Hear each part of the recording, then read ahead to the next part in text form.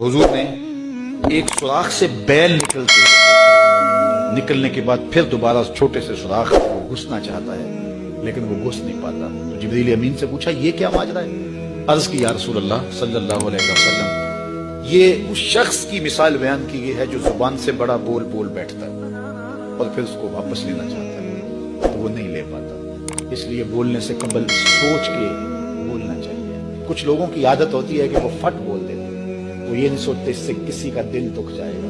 और बाज लोगों के रवैये ये होते हैं कि सच्चा बंदा खरा होता है, कड़वा होता है, तो वो हमेशा ही कड़वे रहते हैं। ये कौन सी बात है?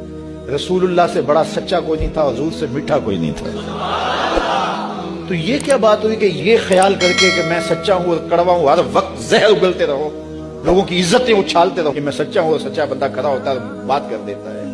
अपनी गुफ्तगू को कंट्रोल में करो, किसी का दिल ना तोड़ो।